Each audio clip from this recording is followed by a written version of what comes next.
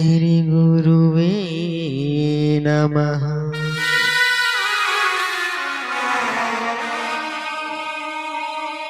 ध्यानमूलं गुरुमूर्ति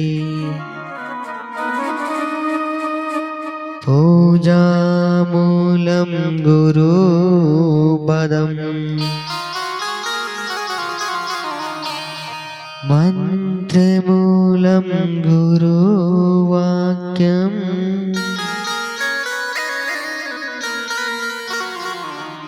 मोक्षमूलं गुरुकृपा।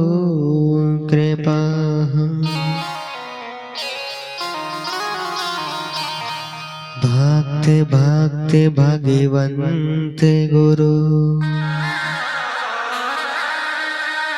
चतुर नाम बकु एक। जो इनके पग बंधन किए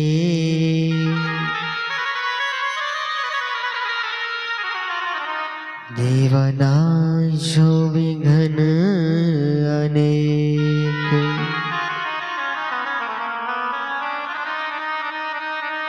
आनंद धन गोविंद मन मंदिर अनन्य निवासिनी। घन श्याम घन हित चातकी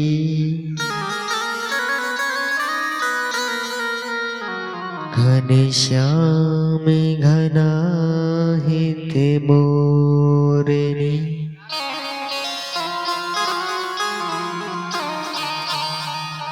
छवि ललित कमला कोटिशम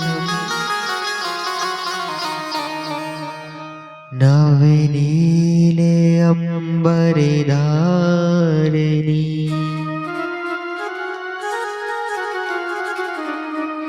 शशिवदन कंज विलोचनी।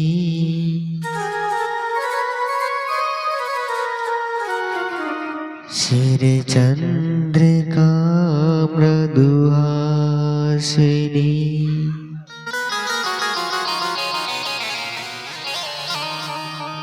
जय जय श्री राधा रमन जय जय नवल किशोर। जय गोपी चित चोर प्रभु। जय जय माखन चोर।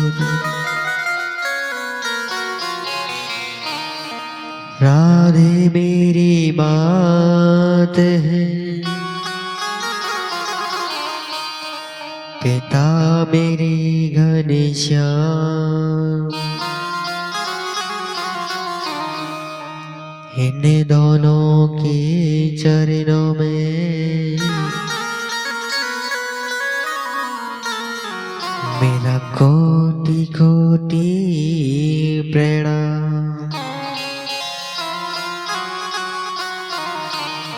मेरा बारंबार प्रणाम।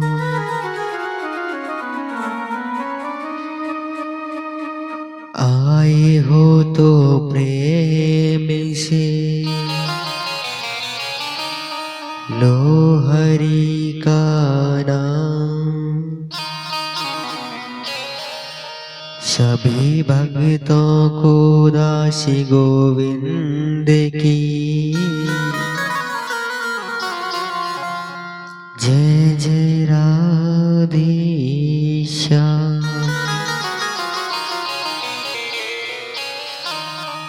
जय जय सीताराम।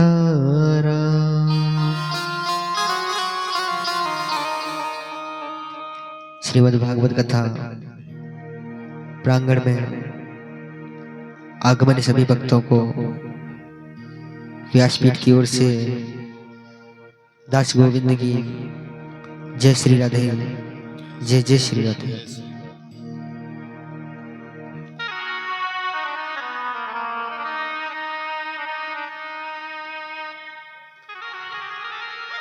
परम मंगल में परात्पर अखिलेश्वर अकारण करुणा वर्णालय भक्ति वांछित कल्पितरु श्री तड़िंदुत विनिंदित पीतांबरधारी बाल कृष्ण लाल की वांगमय प्रतिमूर्ति श्रीमद् भागवत महापुराण का आज सप्तम दिवस।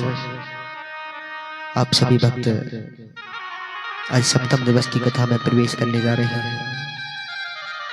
नित्य प्रतिदिन की भांति हम हमारे ठाकुर जी के नाम का गुणगान करते हुए संकीर्तन करते हुए आज सप्तम दिवस की बेला में प्रवेश करेंगे।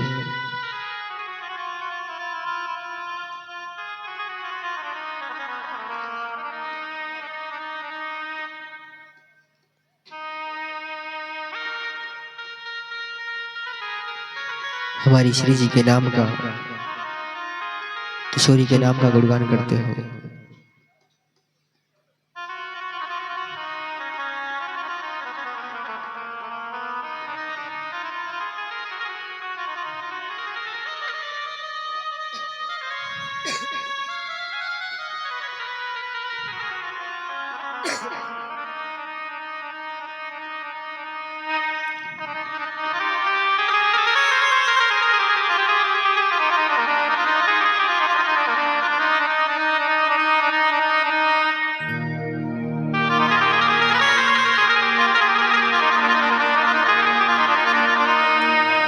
बोलिए बाल कृष्ण भगवान की।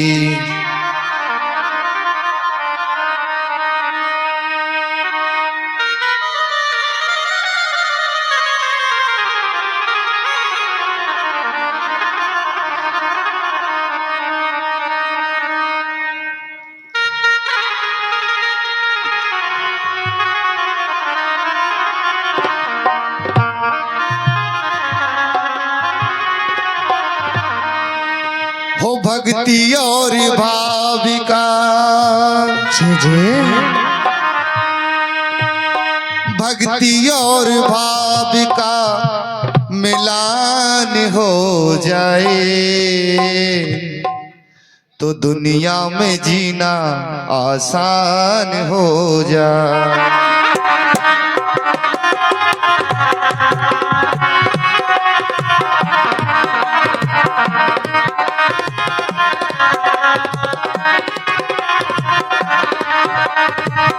भक्ति और भाविका मिलान हो जाए।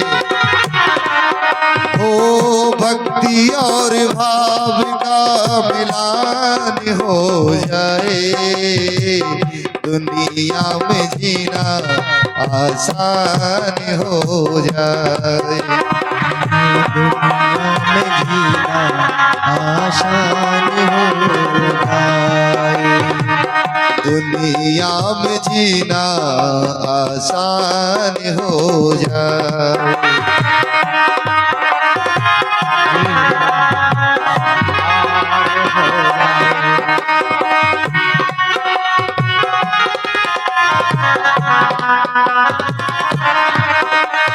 राम नाम सबसे है प्यारा, राम भजो मन प्यारे। राम नाम सबसे है प्यारा, जो मन प्यारे।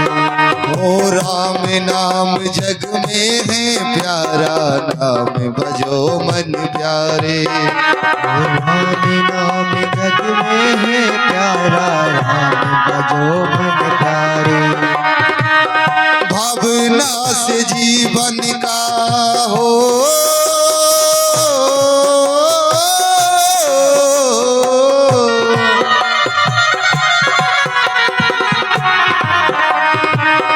भावना से जीवन का उद्धार हो जाए। भावना से जीना उद्धार हो जाए। दुनिया में जीना आसान हो जाए। दुनिया में जीना आसान हो जाए।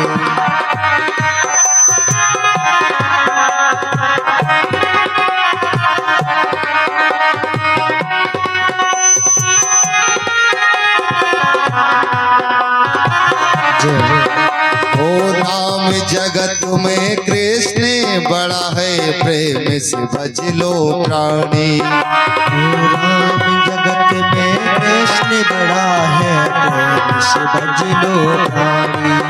ओ नाम जगत में कृष्ण बड़ा है, प्रेम से भज लो प्राणी। ओ नाम जगत में कृष्ण बड़ा है, प्रेम से भज लो प्राणी। भक्ति और भाव से हो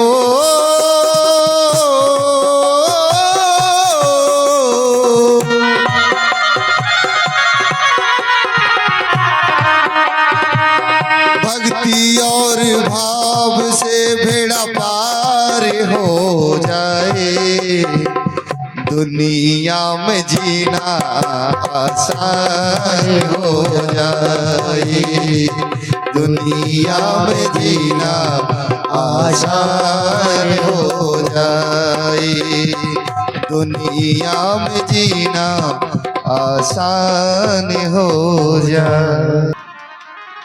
तो अपने मन को वहीं ले चलिए जहां कल हमने कथा को विश्राम दिया था। भगवान श्री कृष्ण के साथ द्वारकाधीश के साथ रुक्मिणी जी का विवाह हुआ और कहते हैं रुक्मिणी जी के साथ जब विवाह हुआ तो उनके एक पुत्र हुआ और उस पुत्र का नाम हुआ प्रद्युम्न।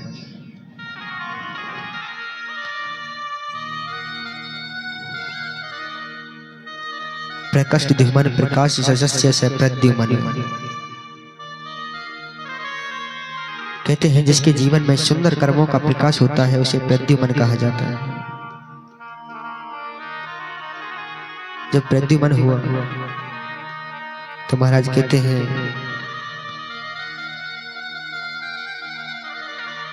द्वारका में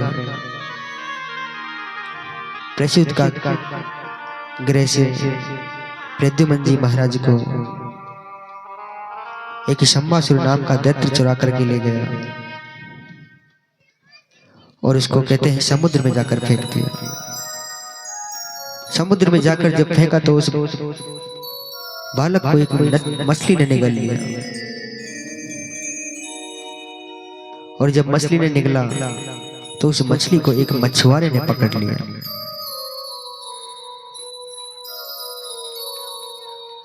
अब तो महाराज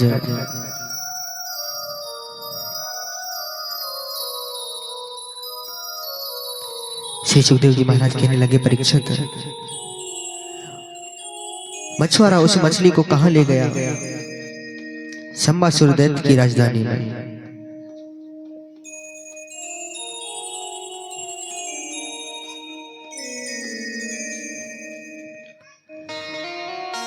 शंबासुर दैत्य की राजधानी में जहां पर विद्यावती रसोई में काम किया करती थी, कार्य किया करती थी।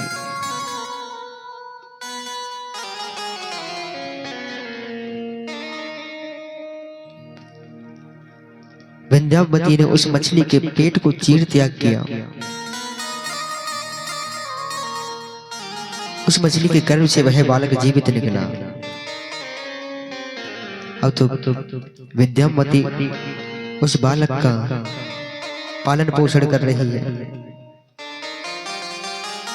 धीरे धीरे जब वह बालक बड़ा हुआ तो विद्यावती उससे घूंघट करने लगी। राजा परीक्षित ने कहा, बोले हे सुखदेव जी महाराज, हमारे एक बात समझ में नहीं आई, विद्यावती उस बालक से घूंघट क्यों करने लगे?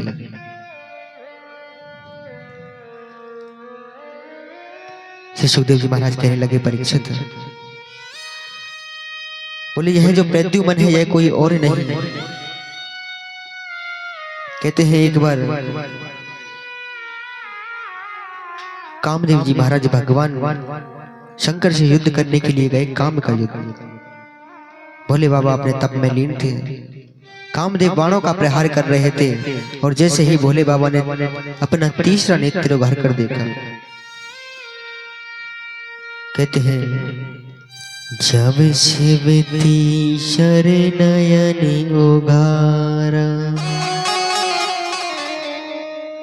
नेरेखते कामे भयु जरी छारा। जैसे ही भोले बाबा ने अपना तीसरा नेत्र खोलकर देखा, सामने प्रद्युम्न जलकर भस्म हो गए। कामदेव जल करके भस्म हो गए। तो वही कामदेव कहते हैं विद्यामती उनकी पत्नी थी, भगवान के चरणों में गिरकर क्षमा याचना करने लगी। बोले भगवान, आपने मेरे पति को जलाकर भस्म कर दिया, या तो आप मुझे मेरा पति लौटाइए, नहीं तो मैं भी अपने प्राणों को यहीं त्याग दूंगी। भोले बाबा ने वरदान दिया। बोले द्वापर युग में भगवान अवतार लेंगे, तब उनका पहला जो पुत्र होगा वह तुम्हारा कामदेव होगा और प्रद्युम्न के रूप में आएगा। तो यह विद्यामती प्रद्युम्न की भार्या है, पत्नी है। अब तो महाराज श्री सुखदेव जी कहने लगे, भगवान को पता चला प्रद्युम्न सम्मासुर दैत्य के यहाँ पल रहा है।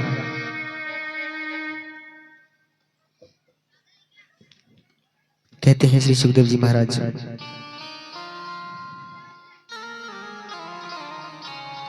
अब तो धीरे धीरे जब प्रद्युम्न बड़े हुए, सम्मासुर दैत्य के साथ युद्ध किया, सम्मासुर दैत्य को परास्त करके, सम्मासुर दैत्य का वध करके और विद्यामती को अपने साथ ले द्वारका लेकर के आ गया। बोलिए द्वारिकाधीश की जय हो। और जब द्वारका लेकर के आए तो कहते हैं इसी बीच में इतना समय हो गया कि भगवान के 16,108 7 विवाह हो गए। एक पहले हो गया था और जो समय लगा उस समय में भगवान के 16,107 विवाह और हो गए। राजा परीक्षित ने कहा, बोले भगवान के 16,108 विवाह। बोले हे व्यास जी महाराज, आप हमें बताइए भगवान के विवाह किस प्रकार हुए। कहने लगे श्री सुखदेव जी महाराज कि हे परीक्षित, बोले भगवान का एक जो दूसरा विवाह हुआ वह एक पशु की, जानवर की पुत्री के साथ हुआ। सुखदेव जी कहने लगे, बोले दूसरा विवाह जानवर की पुत्री के साथ हुआ। परीक्षित ने कहा, बोले हे व्यास जी महाराज, हे ऋषिवर, हे मुनिवर, बोले जानवर की पुत्री के साथ विवाह, बोले हमारे कुछ समझ में नहीं आया, आप हमें बताइए किस प्रकार विवाह हुआ जानवर की पुत्री के साथ। कहने लगे श्री सुखदेव जी महाराज, बोले भगवान कभी किसी में भेद नहीं समझते, उनके लिए सब एक है। कहने लगे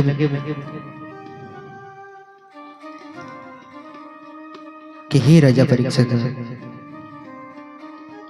एक बार का नहीं आया। कहते हैं एक बार एक राजा हुए, सत्राधिक नाम के राजा,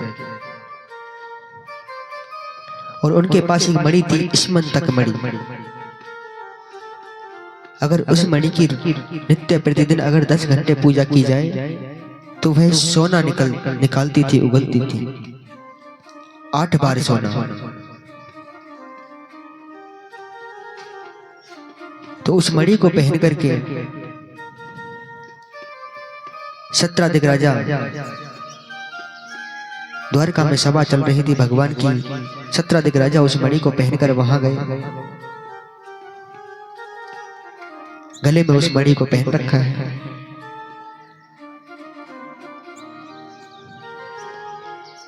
अब सभा में बैठे हुए बार बार उस मणि को कभी इधर करते हैं, कभी इधर करते हैं। क्यों? ताकि कोई इस मणि को देखे और मेरी प्रशंसा करे। अब वैसे ये आदत मैयान में ज्यादा पाई जाए, कोई बढ़िया सो हार पहन लियो ना गले में महंगो सो, तो बार बार वैसे समारेंगे, कभी इतने बोले कोई कछु कहे प्रशंसा करे मेरी, कैसी लग रही हूँ मैं। कहीं शादी ब्याह में जाएंगी जब, बोले अगर प्रशंसा करी तो ठीक है, अगर कोई ने गलत कह दी ना तो पूरे जीवन भर को बैर बन जाओ बात है। बोले जाते बड़ी दुश्मन कोई है ना अब मेरी।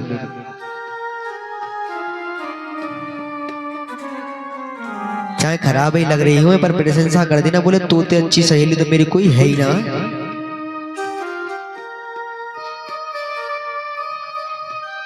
और कुछ ज्यादा ही अच्छी लग रही होंगी और कोई नहीं जो कहती ना बेकार है, अच्छा ना, फिर तो जीवन में बात होना, बात शकल देख वो दूर बात होना करेंगी बातें। बोले चाहते बड़ी दुश्मन ना है कोई मेरी पज रहे मोती जले।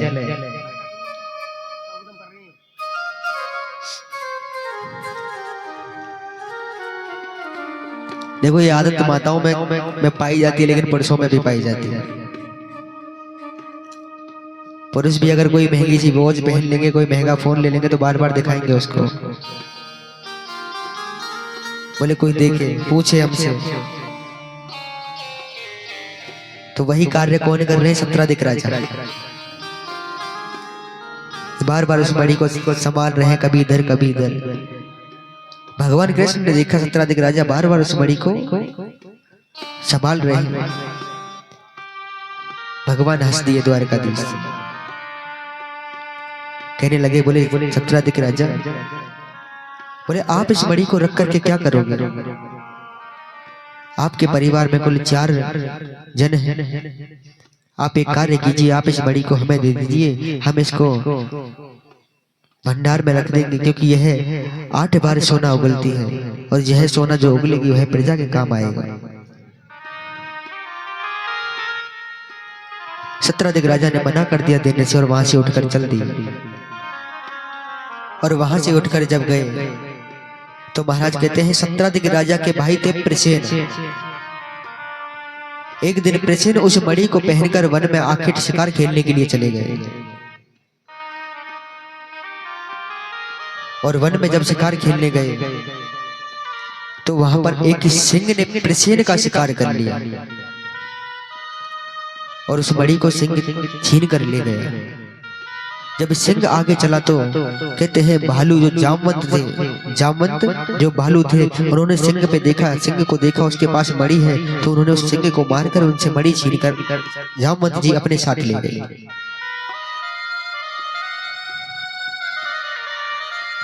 अब तो महाराज जब जामवंत जी उस मणि को छीन कर ले गए, थोड़ा ध्यान देना मेरी माताओं, आपके काम की बात आ रही है, बताऊं।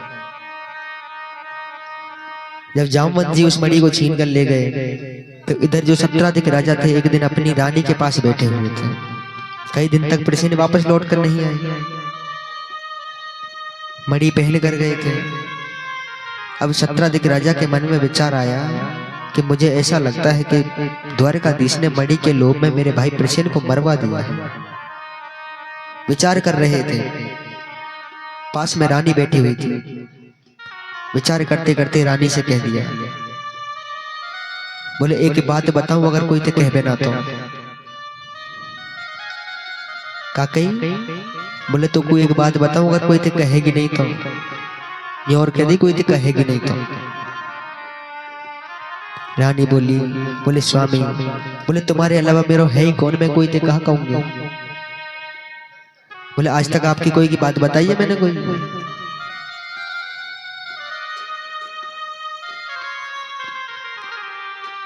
सत्राधिक ने कहा, बोले मुकुल लगे द्वारकाधीश ने, कन्हैया ने मेरे छोटे भाई को प्रसेन को मणि के लोभ में मरवा दिया।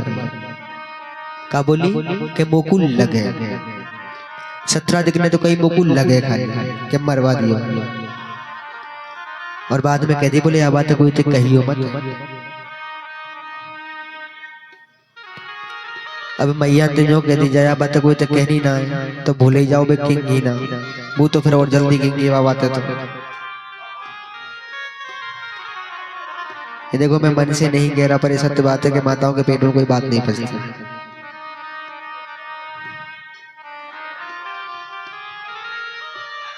अब जो उनकी पत्नी थी भार्या, उनकी एक सहेली थी, उसको पास बुलाया।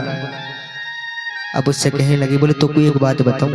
बोले अगर कोई तो की हो मत पर। बोले तू मेरी परम सहेली है, मैं तो को बता रही हूँ अपना मान के, तू मत की हो कोई तो।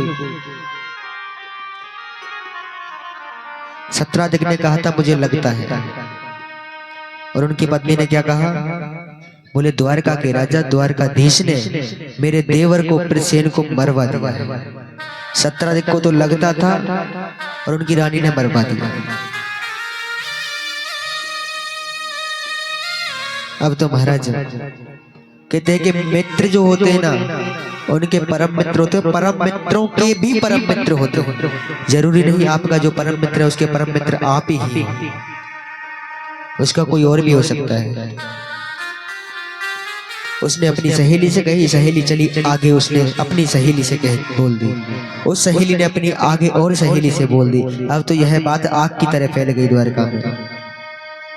धीरे धीरे जब कन्हैया के पास बात पहुंची, कन्हैया ने विचार करो, बोले मोगू तो पतो भी ना है मणि के बारे में, बोले मेरे ऊपर कलंक लग को प्रसी ने मार को।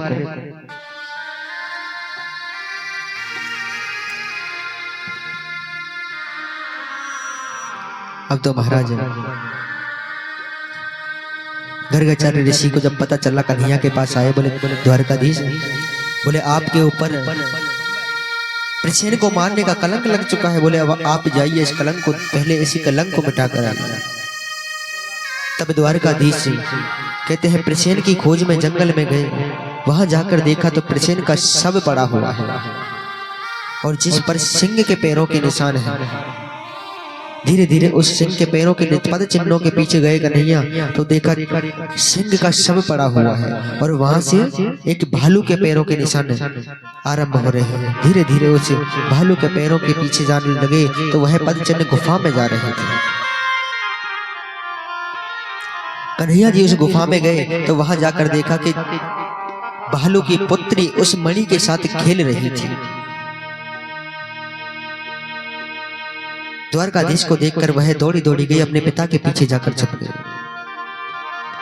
कन्हैया जी जामवंत के पास गए, कहने लगे, बोले जामवंत, बोले आप इस मणि को हमें दे दीजिए, यह मणि हमारी है, इस मणि के कारण हमारे ऊपर कलंक लग चुका है।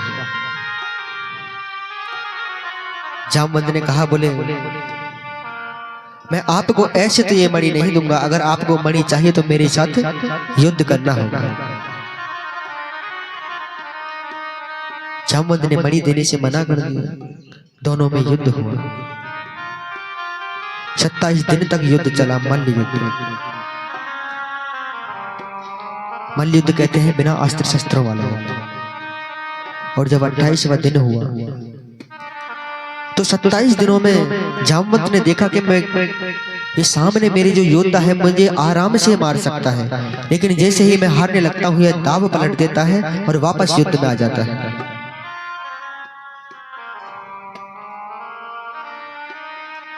अब तो महाराज कहते हैं युद्ध करते करते जामवंत की नजर भगवान के वक्ष स्थल पर पड़ी और वक्ष स्थल पर जैसे ही पड़ी तो वहां पर भृगु मुनि का पद चिन्ह बना हुआ था।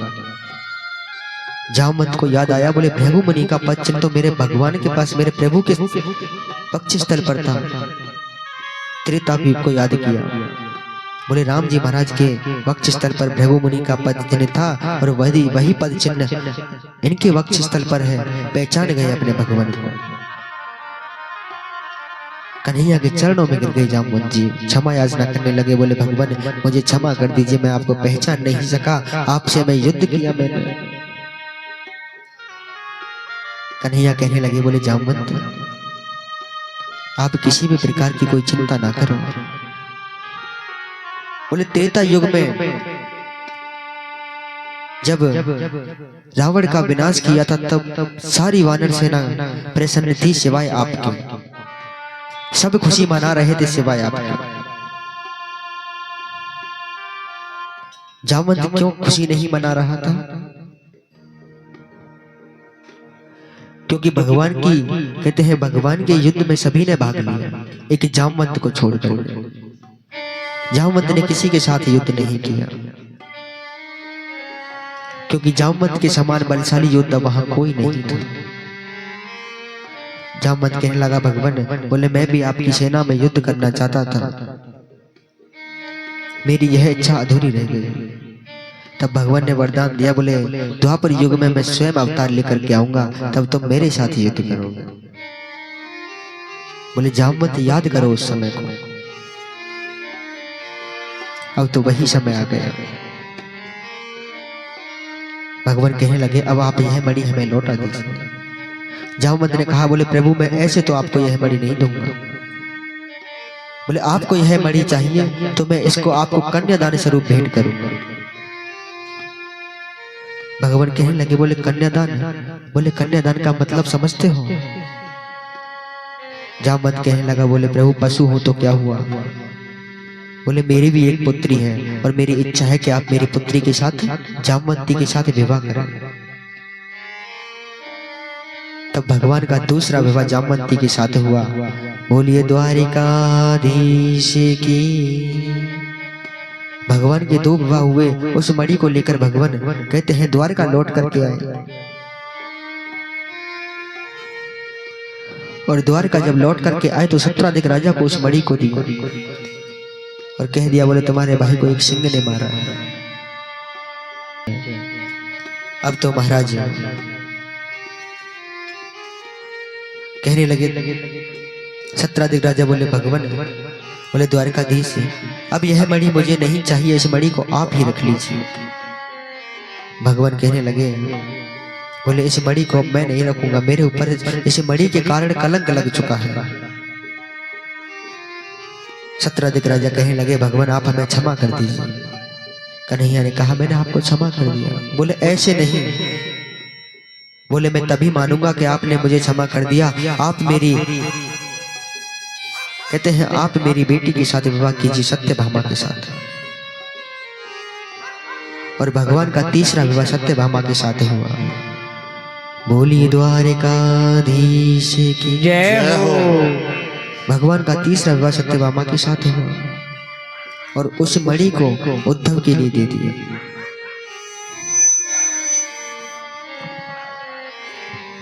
अब तो महाराज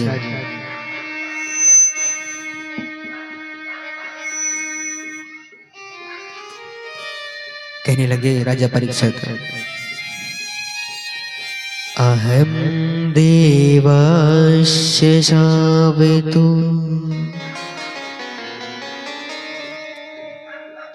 दुहिता पति मेच्छति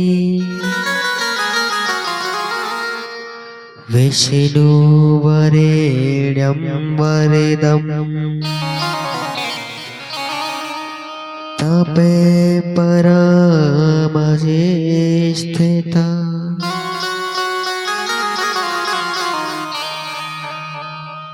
अब तो महाराज कहते हैं एक दिन द्वारकाधीश और अर्जुन रथ में सवार होकर यमुना किनारे पर गए घूमने के लिए, विचरण करने के लिए।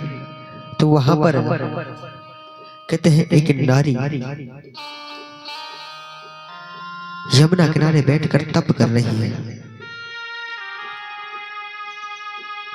कन्हैया रथ में सवार है।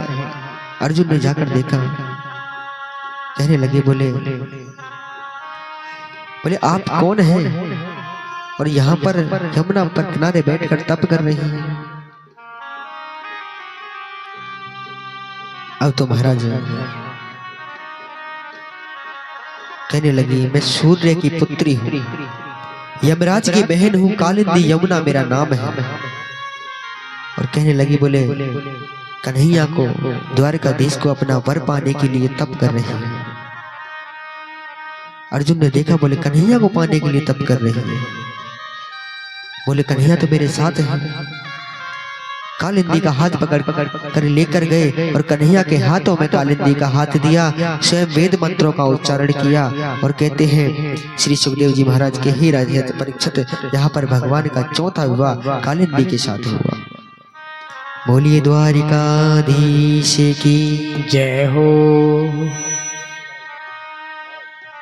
अब तो महाराज कहते हैं विंद और अरविंद नाम के दो राजा थे और दोनों की परम लाडली बहन थी मित्रविंदा। भगवान का पांचवा विवाह मित्रविंदा के साथ हुआ। एक राजा हुए नगनजीत नाम के राजा, जिन्होंने अपने राज्य में घोषणा करवा दी कि उनके पास 7 बैल थे। बोले इन 7 बैलों को एक साथ जो राजा नाथ देगा, बोले उसके साथ मैं अपनी कन्या का विवाह कराऊंगा। उनकी कन्या थी सत्या। भगवान गए, भगवान ने 7 बैलों को एक साथ नाथा और कहते हैं भगवान का 6वां विवाह सत्या के साथ हुआ। बोलिए द्वारिकाधीश की। इधर एक राजा दी नाम की पराक्रमी स्त्री थी जो पूरा राज्य संभालती थी। उनकी पुत्री थी, उनकी पुत्री का नाम था भद्रा। भगवान वहां पर गए और भगवान ने 7वां विवाह भद्रा के साथ किया। बोलिए द्वारिकाधीश की। मद्र देश के राजा हुए और उनकी बिटिया का नाम था लक्षणा, उनकी बेटी का नाम। तो भगवान का 8वां विवाह हुआ लक्षणा के साथ। बोलिए कृष्ण कन्हैया लाल की, द्वारिकाधीश की जय हो। जय हो। भगवान के इस प्रकार से 8 विवाह संपन्न हुए। और 8 विवाह जब संपन्न हुए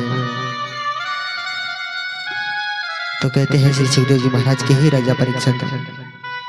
इधर एक पराक्रमी राजा हुए भौमासुर।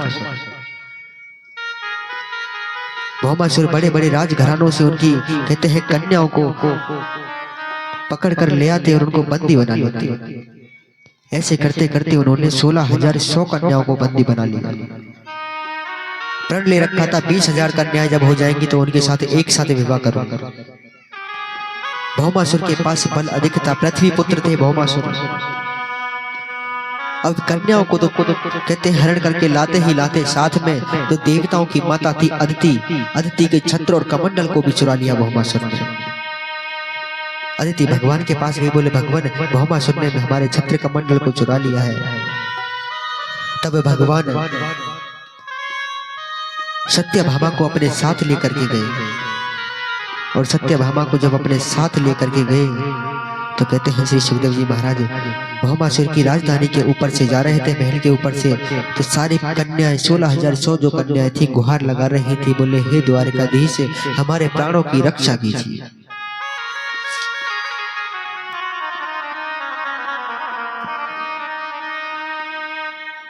अब तो महाराज कहते हैं सत्यभामा ने आवाज सुनी, कहा बोले हे नाथ जरा रथ को रोको, आपको कोई पुकार रहा है। कन्हैया ने रथ को रोका और महाराज कहते हैं श्री सुखदेव जी महाराज कन्हैया ने रथ को रोका। रथ रोक करके 16,100 कन्या कन्हैया को पुकार रही थी। सत्यभामा ने पूछा, बोले स्वामी यह कन्या कौन है? भगवान कहने लगे यह बड़े बड़े राजघरानों की कन्याएं हैं जिनको भौमासुर ने बंदी बना रखा है। 20,000 कन्या होने पर एक ही साथ उनके साथ विवाह करेगा। अब तो महाराज श्री सुखदेव जी महाराज कहने लगे परीक्षित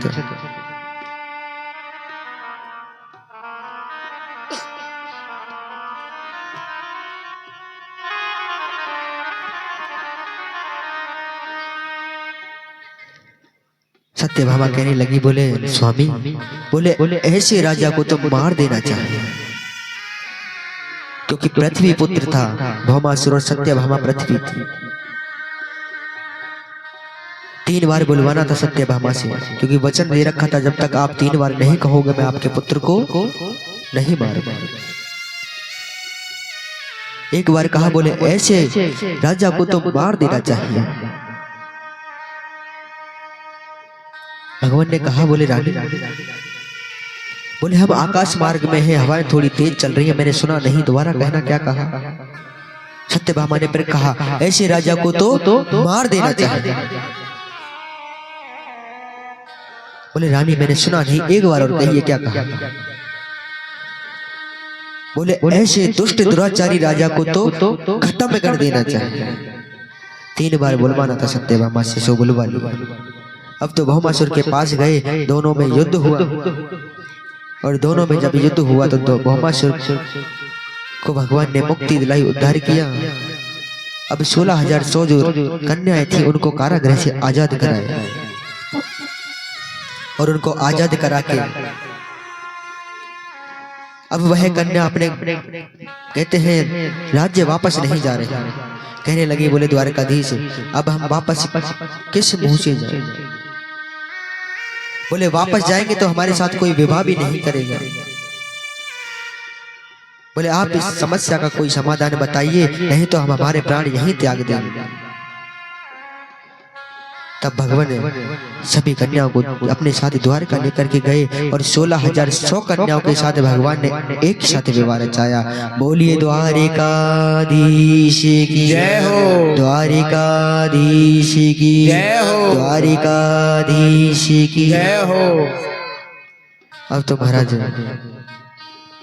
श्री सुखदेव जी महाराज कहते हैं कि हे राजा परीक्षित,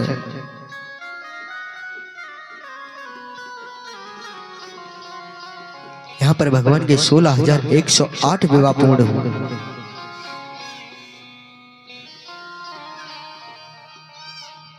और जब 16,108 विवाह पूर्ण हुए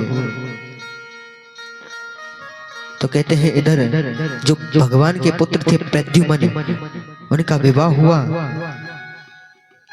और प्रद्युम्न के एक पुत्र हुआ जिसका नाम हुआ अनिरुद्ध। कहते हैं वाणासुर की पुत्री थी उषा। उषा ने भगवान को कहते हैं अनिरुद्ध को स्वप्न में देख लिया और अनिरुद्ध को चुरा करके ले गए। उषा अनिरुद्ध जी के साथ विवाह रचाना चाहती थी। अब तो महाराज कहते हैं भगवान सेना को तैयार करके गए और कहते हैं वाणासुर के साथ द्वारकाधीश ने युद्ध किया भगवान ने। और द्वारकाधीश के साथ युद्ध करके कहते हैं वाणासुर ने भोले बाबा से वरदान ले रखा था कि अगर मेरा कभी भी युद्ध होगा तो आप मेरा साथ देने के लिए आओगे। अब वाणासुर का जब भगवान से युद्ध हुआ तो भोले बाबा वाणासुर का साथ देने के लिए आ गए।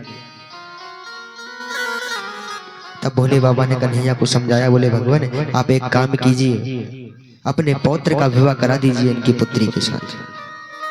तो अनिरुद्ध जी का विवाह हुआ उषा के साथ।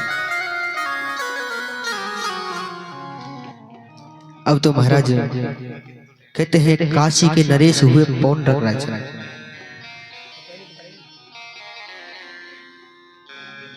और पौंड्रक ने अपनी प्रजा से पूछा, बोले द्वारकाधीश में ऐसा क्या है कि सब उसको भगवान मानते हैं, उसकी पूजा करते हैं, आरती करते हैं? तो प्रजा ने कह दिया उनकी 4 भुजाएं हैं, अस्त्र शस्त्र गदा पद्म धारण किए हुए, सुदर्शन चक्र है। तो पौंड्रक ने विचार किया, बोले क्यों ना मैं भी ऐसा ही बन जाऊं। 2 भुजाएं थी, 2 भुजाएं लकड़ी की और लगा ली, चक्र धारण कर लिया और प्रजा से कहने लगे, बोले आज के बाद तुम्हारा भगवान मैं हूं, बोले आज से तुम मेरी पूजा करोगे। अब तो महाराज कहते हैं द्वारकाधीश बन गया और प्रजा से कहने लगा, बोले आज के बाद तुम मेरी आरती करोगे। जय पौंड्रक वासुदेवा, जय पौंड्रक वासुदेवा।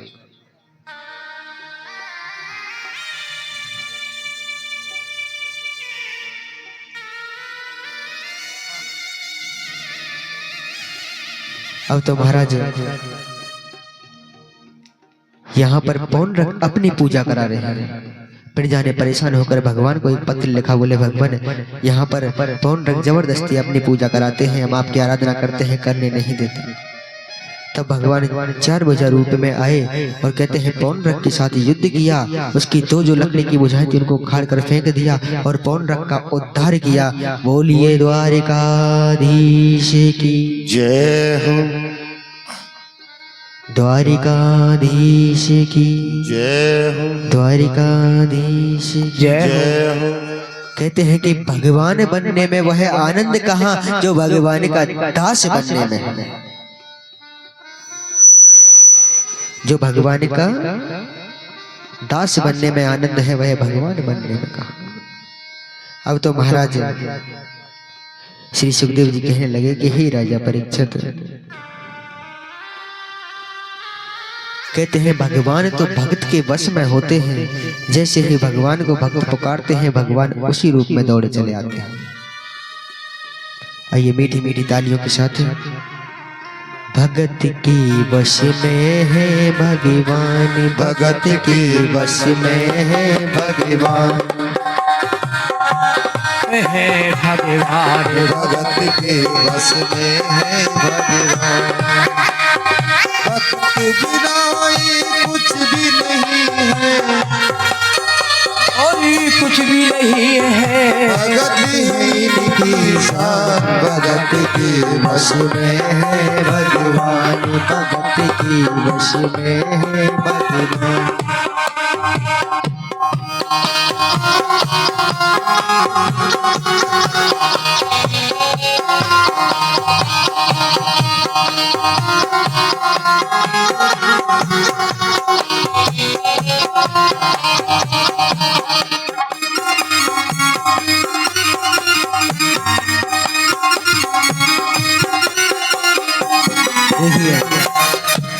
समय का थोड़ा विलंब है तो इसलिए सीधे सीधे भजन पे चलते हैं हम। इसका वर्णन भी करते हैं क्योंकि यज्ञ का भी समय होगा फिर, इसलिए। भगत मुरली वाले की रोज वृंदावन डोले, भगत मुरली वाले की रोज वृंदावन डोले। कृष्ण को लल्ला समझे, कृष्ण को लल्ला बोले, कृष्ण को लल्ला समझे, कृष्ण को लल्ला बोले। श्याम के प्यार में पागल हुई वो श्याम दीवानी, ओ श्याम के प्यार में पागल हुई वो श्याम दीवानी।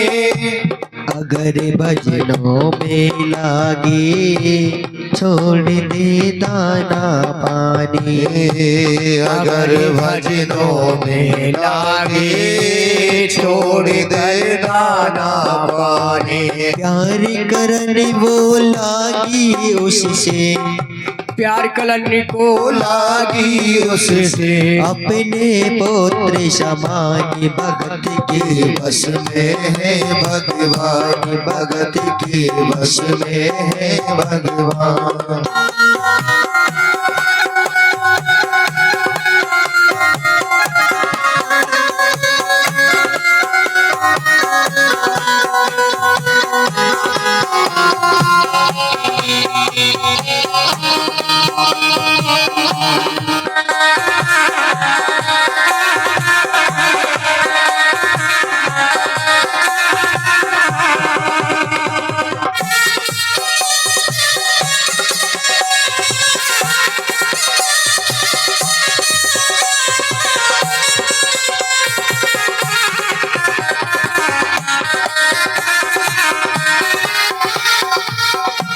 वो अपने कृष्ण लला को गले से लगा के रखे, वो अपने कृष्ण लला को गले से लगा के रखे। हमेशा सजा कर रखे, वो लाडे लड़ा कर रखे, हमेशा सजा कर रखे, वो लाड लड़ा के रखे। वो दिन में भाग के देखे, रात में जाग के देखे, हो दिन में भाग के देखे, जाग में जाग के देखे। कभी अपने कमरे से शाम को झांक के देखे, कभी अपने कमरे से झांक को शाम देखे।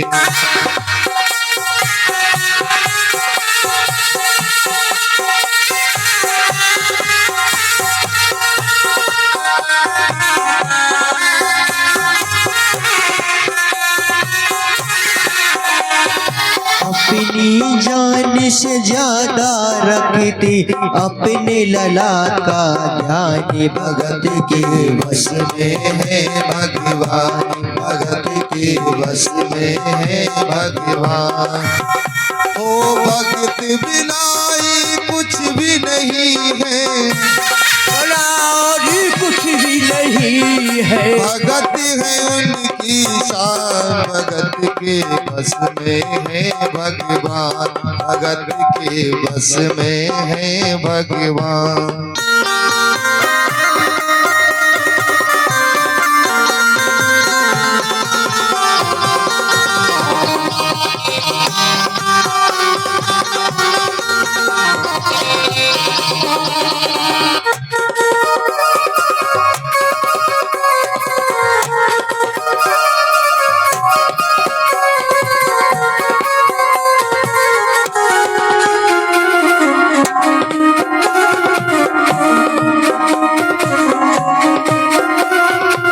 जय हो।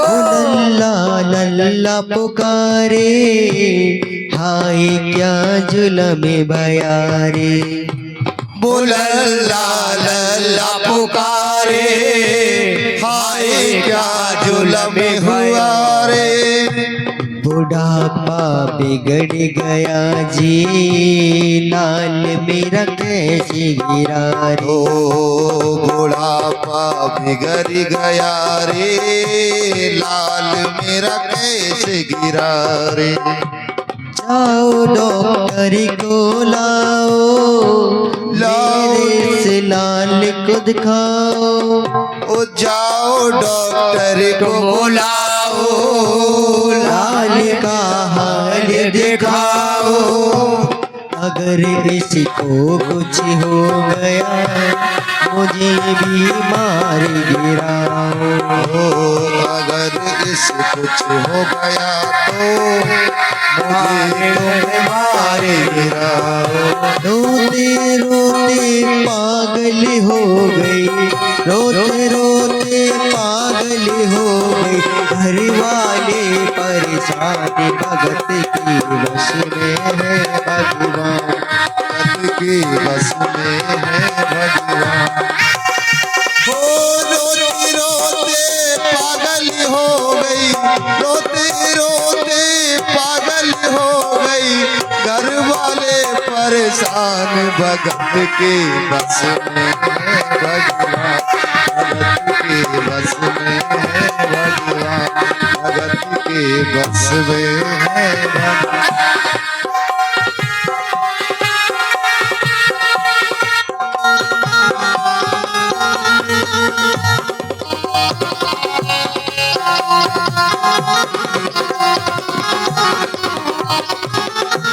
वो नबज टटोली के बोला कि तेरा लाल सही है। वो नबज टटोल के बोला ये तेरा लाल सही है। कसम खा कर कहता हूँ कोई तकलीफ नहीं है। है कसम खा कर कहता हूँ कोई तकलीफ नहीं है। वो माथा देख के बोले ये तेरा लाल सही है।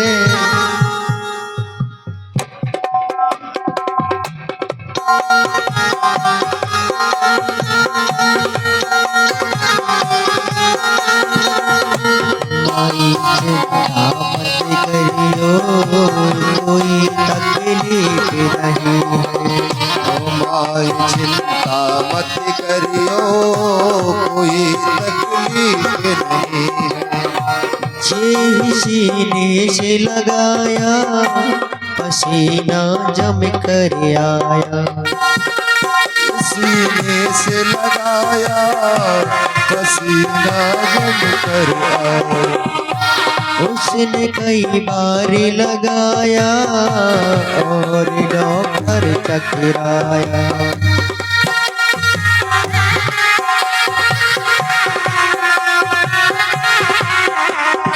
धड़की रहा सीना लल्ला का, धड़क रहा सीना लल्ला का, मुरली में थे प्राण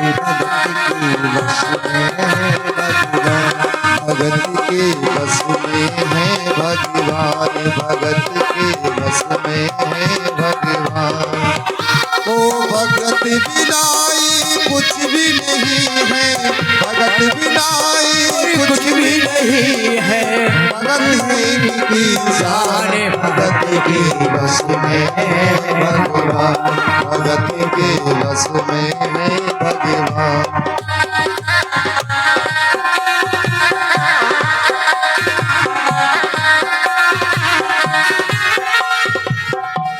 देख तेरे लाल की माया बड़ा घबरा रहा हूँ। ओ देख तेरे लाल की माया बड़ा घबरा रहा हूँ। जहाँ से तू लल्ला लाई वहीं मैं जा रहा हूँ। ओ जहाँ से तू लल्ला लाई वहाँ मैं जा रहा हूँ।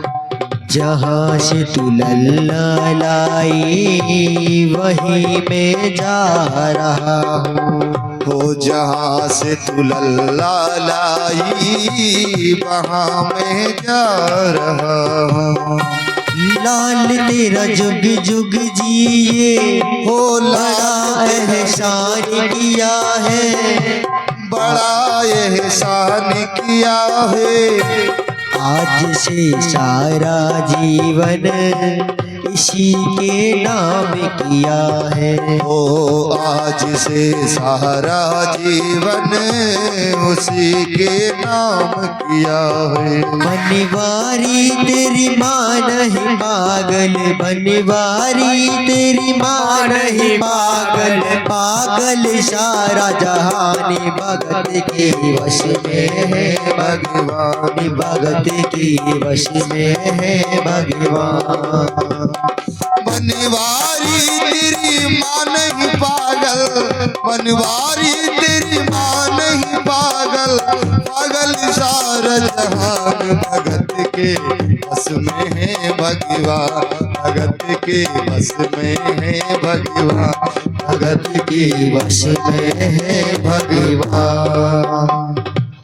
बोलिए भक्त और भगवान की जय हो। ठाकुर जी महाराज की की जय हो। बांके बिहारी लाल की जय हो। जय जय श्री राधे। कहते हैं श्री सुखदेव जी महाराज कि यहाँ पर पांडवों ने एक नई राजधानी बसाई इंद्रप्रस्थ। इंद्रप्रस्थ कौन कौन जानता है इंद्रप्रस्थ को? आज कहाँ पे है इंद्रप्रस्थ? भारत की कैपिटल दिल्ली। दिल्ली को इंद्रप्रस्थ कहा जाता था पहले। पांडवों ने बसाई थी।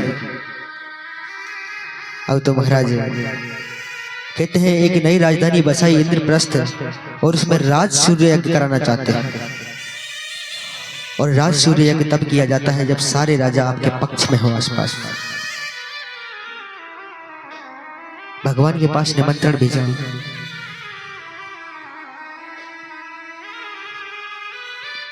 और महाराज निमंत्रण भेजा। नारद जी गए, बोले पांडवों ने आपको याद किया है, राजधानी बसाई है, इंद्रप्रस्थ आपको बुलाया है। द्वारकाधीश ने कह दिया ठीक है हम पधारेंगे। इधर से कहते हैं श्री सुखदेव जी महाराज के ही राजा परीक्षित। इधर जरासंध राजा ने 20,000 राजाओं को बंदी बना रखा था और नरबली देने वाला था। उन राजाओं ने एक दूत को भेजा कन्हैया के पास। कन्हैया के पास दूत आया, कन्हैया से कहने लगा, बोले हे द्वारकाधीश, जरासंध नाम के राजा ने 20,000 राजाओं को बंदी बना रखा है, उनकी बलि देना चाहता है। अब तो महाराज द्वारकाधीश कहाँ जाकर पहुंचे? इंद्रप्रस्थ। और इंद्रप्रस्थ जब पहुंचे कहने लगे पांडवों से, बोले आप राज सूर्य यज्ञ कराने जा रहे हो, क्या आपने सभी राजाओं को अपने पक्ष में कर लिया है? पांडव कहने लगे, बोले लगभग सब राजा हमारे पक्ष में है, लेकिन एक जरासंध को छोड़। द्वारकाधीश ने कहा, तो आप राज सूर्य यज्ञ कराने के उत्तराधिकारी नहीं हैं, आपको जरासंध को भी अपने पक्ष में करना होगा। पांडवों ने कहा, वह तो नहीं आएगा। तब कहते हैं श्री सुखदेव जी महाराज के ही राजा परीक्षित, अर्जुन, भीम और कन्हैया जी तीनों ने साधु का रूप धारण किया और जरासंध राजा के पास पहुंच गए भिक्षा मांगने के लिए। जाकर जरासंध के दरवाजे पर पहुंचे। जरासंध ने बड़ा ही स्वागत किया, भव्य सम्मान किया, प्रणाम किया कि हे ऋषिवर, करता हूं चरणों में प्रणाम आपके। चरणों में प्रणाम करके जरासंध ने कहा, बोले हे ऋषिवर बताओ क्या चाहिए, क्या मांगना चाहते हो? कहने लगे तीनों साधु, बोले ऐसे नहीं, पहले आप हमें वचन दीजिए, जो हम मांगेंगे आप हमें अवश्य दोगे।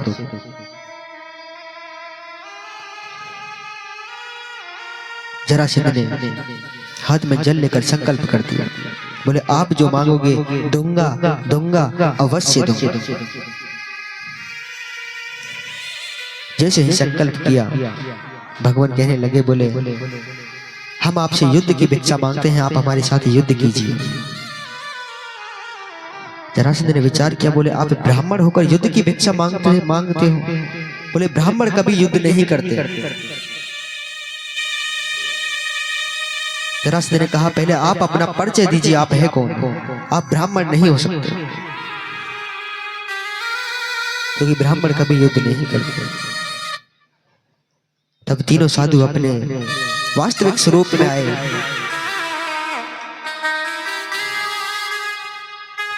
जरासंध कहने लगा, बोले तो तुम हो द्वारकाधीश, रण छोड़, तुम मेरे साथ युद्ध करना चाहते हो, तुम रण छोड़कर भाग गए थे। भगवान विचार करने लगे, बोले मैं एक बार रण छोड़कर भागा, उसके लिए इतना बोल रहा है, और खुद 17-12 मुझसे हार चुका है। जरासंध ने कह दिया, बोले तुम रण छोड़ो, मैं तुम्हारे साथ युद्ध नहीं करूंगा, तुम भगोड़े हो, रण छोड़कर भाग गए थे। अब तो महाराज अर्जुन से कहा, बोले तुम कौन हो? बोले मैं अर्जुन। जरासंध ने कह दिया, बोले तुम्हारे साथ भी युद्ध नहीं करूंगा, तुम मेरे समान बलशाली योद्धा नहीं है। भीम से पूछा, तुम कौन? अहम भीमो अस्मि। बोले मैं भीम। बोले तुम मेरे बस समान बलशाली योद्धा हो, मैं तुमसे युद्ध करूंगा।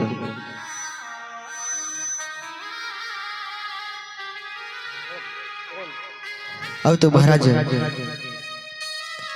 जरासंध और भीम में युद्ध हुआ, और जब युद्ध हुआ तो कहते हैं भीम जरासंध के दोनों पैरों को पकड़ता है, झट से चीर देता है और सामने डाल देता है। जरासंध वापस जुड़ जाता है, फिर युद्ध होने लगता है। धीरे धीरे जब कहते हैं बार बार भीम जरासंध को चीर देता है, सामने डाल देता है, और जरासंध वापस जुड़ जाता है।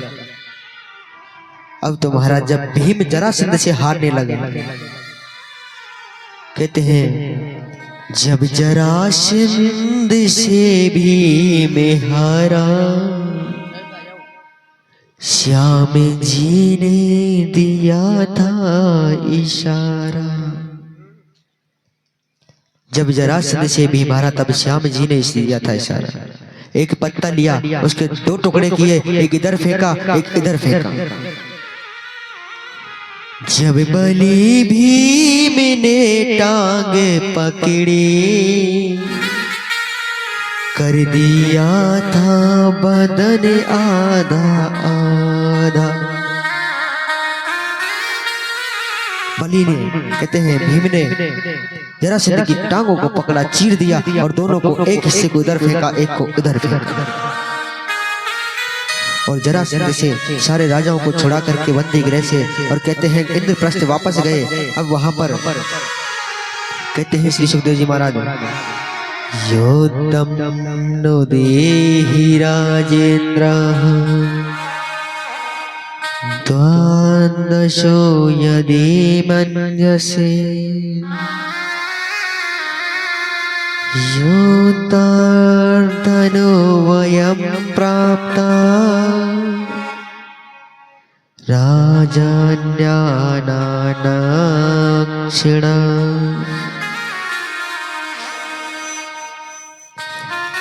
अब जब कहते हैं इंद्रप्रस्थ पहुंचे तो वहां पर शिशुपाल भी आ गया, जिसके साथ रुक्मणी का विवाह होने वाला था। भगवान द्वारकाधीश रुक्मणी को भगा कर ले गए। तो भगवान तो शत्रु थे शिशुपाल के। भगवान को जब बैठा देखा सभा में शिशुपाल ने, शिशुपाल गालियां देने लगा भगवान को। शिशुपाल की माँ को भगवान ने वरदान दे रखा था कि जब तक यह 100 गाली देगा तब तक मैं इसको कुछ नहीं कहूंगा, लेकिन जिसने जैसे ही इसने एक गाली और दी मैं इसको जीवित नहीं छोड़ूंगा। अब तो महाराज शिशुपाल भगवान को गालियां निकालने लगा। एक गाली हुई, 2 हुई, 3 हुई, 4 हुई, धीरे धीरे 50 हो गई, 70 हुई, 80, 90, 95, एक और दे दी, एक और दे दी। धीरे धीरे जब 99 गाली हुई तो भगवान ने सावधान कर दिया, बोले शिशुपाल अब सावधान हो जाओ। शिशुपाल ने एक और दे दी, 100 हो गई। भगवान ने कहा शिशुपाल अब एक गाली और दी तो तुम जीवित नहीं बचोगे। पर कह में जब क्रोध आवे ना तो गुस्सा में पतो ही ना पड़े, फिलो फुलो में एक गाली और दे दे, भावी भाव में एक गाली और दे दे। 101 जैसे ही हुई भगवान ने अपना सुदर्शन चक्र छोड़ दिया और शिशुपाल का शीश धड़ से अलग कर दिया। अब तो महाराज कहते हैं श्री सुखदेव जी महाराज,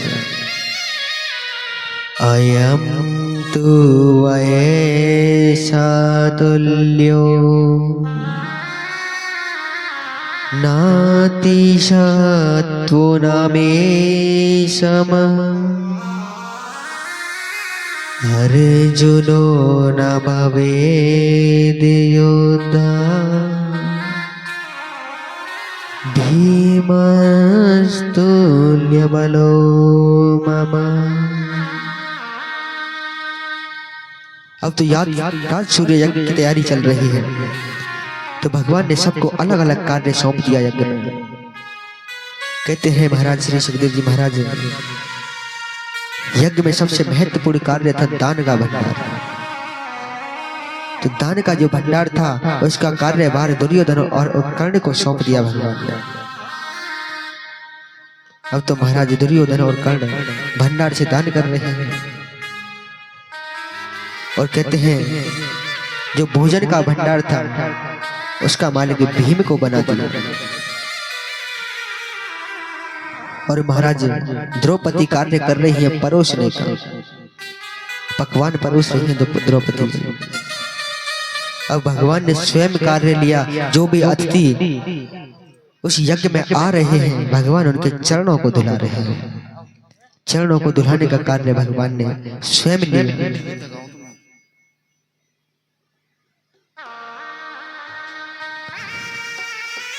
अब तो महाराज श्री सुखदेव जी महाराज कहते हैं कि हे राजा परीक्षित, पांडवों ने जब इंद्रप्रस्थ राजधानी बसाई तो उसमें एक सुंदर महल बनाया और ऐसा कंचन महल बनाया कि महाराज उसके आंगन में पता नहीं चल रहा कहाँ पानी है और कहाँ आंगन है। दुर्योधन ने जैसे ही आंगन में प्रवेश किया तो पता नहीं चला और धड़ाम से पानी में जाकर गिर गए।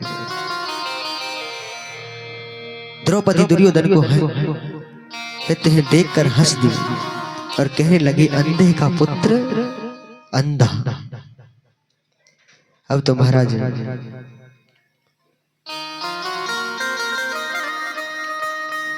जैसे ही कहा अंधे का पुत्र अंधा, दुर्योधन का अपमान हो गया। बदले की भावना जाग गई। अब तो महाराज कहते हैं शकुनी मामा के साथ मिलकर पांडवों से कौरवों ने राज्य छीन लिया, सब कुछ छीन लिया। और कहते हैं जब जुआ खेला पांडवों ने तो द्रौपदी को भी दांव पर लगा दिया और द्रौपदी को भी हार गए। अब तो भरी सभा में कहते हैं दुशासन द्रौपदी का चीर हरण कर रहा है, सभी देख रहे हैं, कोई कुछ नहीं कर रहा।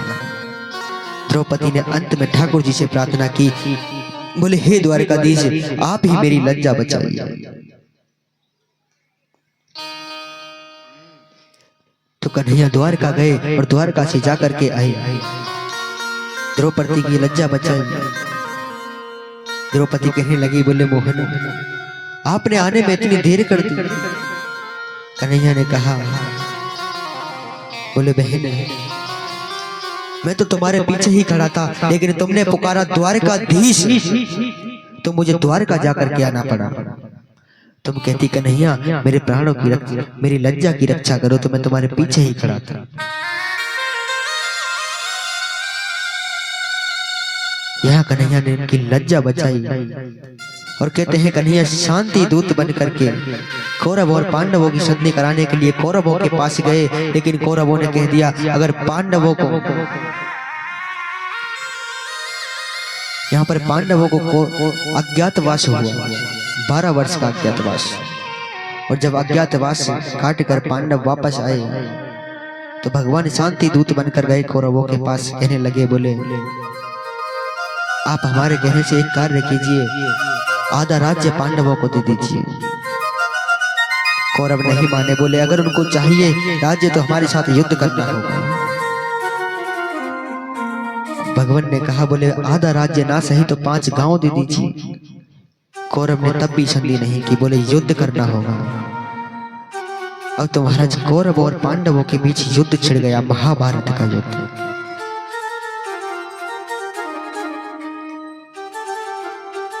महाभारत का युद्ध हुआ, कौरवों की हार हुई, पांडवों की जीत हुई। अश्वत्थामा ने कौरवों के पांडवों के 5 पुत्रों के सर काट दिए, अश्वत्थामा का मुंडन कर दिया पांडवों ने। और कहते हैं श्री सुखदेव जी महाराज इधर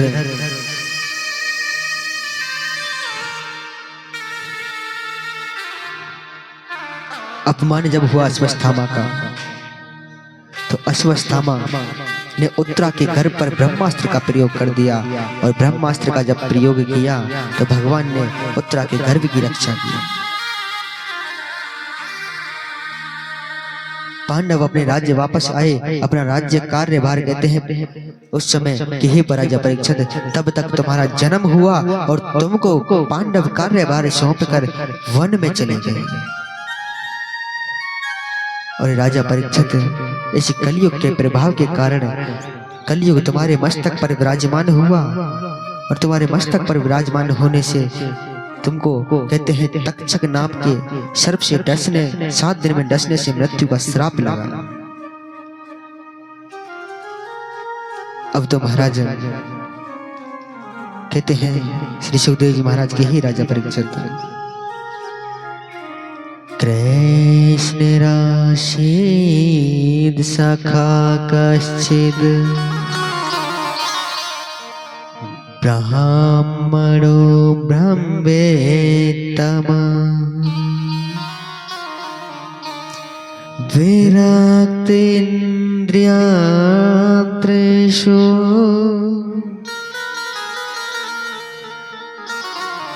प्रशान्तात्मा जितेन्द्रिये